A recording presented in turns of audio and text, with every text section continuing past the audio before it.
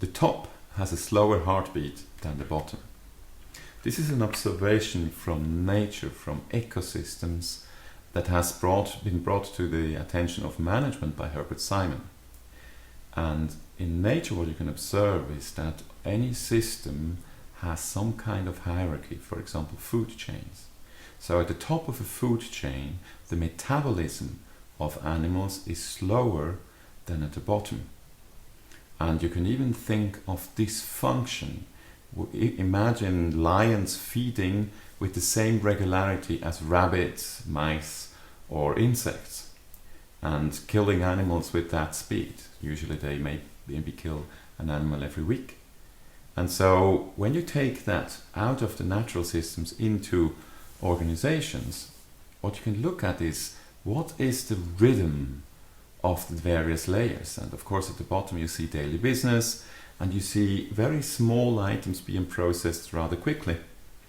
And at the top it should be large items being like strategy, for example, being processed rather slowly.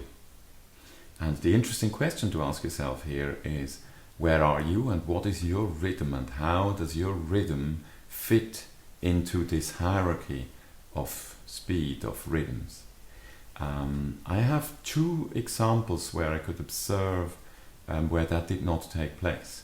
So one example is a company where the top management was extremely operational. They were involved in many daily business, individual sales decisions, pricing decisions, contract decisions.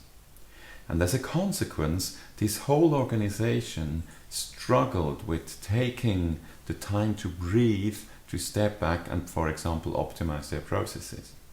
So the speed of the top management also acted as a bottleneck, because of course many decisions had to pass through their hands, and as a consequence they were an important reason for slowing down things, although in many individual cases they were actually accelerating things. So it was difficult for the organization also to see what effect that fast speed of the top management had. Another example was a company where the management was not really involved in daily business, but what they did was the working at the system. So things like improving things, coming up with new philosophies of quality management or customer management and so on.